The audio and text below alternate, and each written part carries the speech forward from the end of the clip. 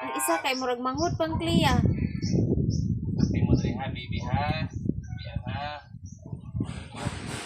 Sila ang mabilin kay katura iyahang kamagwangan nga 17 ang edad. Maray magbantay. Pagpalay rin mag-edad ani. Katulo siya mga anak. Bye guys. Nabahala na ko. Delivery siya sa LBC. Sumpay kinabuhi. Ano siya dako na kung ngayon bata laki. Kuan man kabuking anak unom. Mga ulitaw na ang duha. Atulo? Ulita ay marag duha tapos Kanon sa dalagan niya duha po. Oh. Duha iyang ulitaw or tulo? Marag tulo? Tulo ka lalaki mo pito iyang anak. Tulo ka lalaki tapos kuan ka babae upat.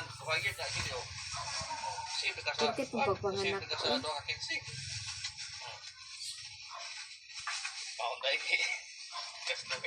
Pero giswerte sila kay pagpamatay sa iyang asawa kay daghan kay magpadala sa ilang. Good morning, Mag-Ambrosio. So, for today's video, sa negosyo. Inventory nga nino. So, maauto, nga daghan naman ang kulang. Maong nagapag-design na si Ambrosio. Kwarta ni Ambrosio. So, maauto nagpasalamat siya sa gihingon ni Ator Nelikutan. Na ang puto kami. Mautong tungkol sa iyang kalipan. Ang tuloy sa sayang mga sakop mo ni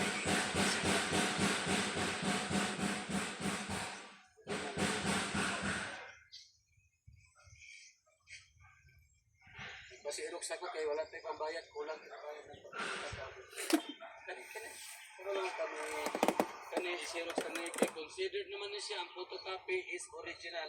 Kay kulang ato pambayad.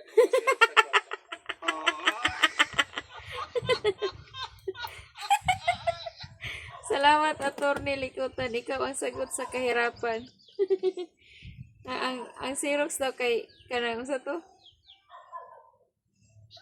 Good morning mga ka-Ambrosio. So for today's video, si Ambrosio nag-inventory sa iyang gamay nga negosyo. Inventory nga nino. So maauto nga daghan naman og kulang. Maong nagapag-design na si Ambrosio nga mag-order na lang yun. O niya kay ang iyang kwarta kulang mga kwarta ni Ambrosio. So maauto nagpasalamat siya sa gihingon ni Ator Nelikutan na ang puto kami considered na as original. Original photocopy considered as original. Ang libro ni Bibi na diha. Ingon siya na animo.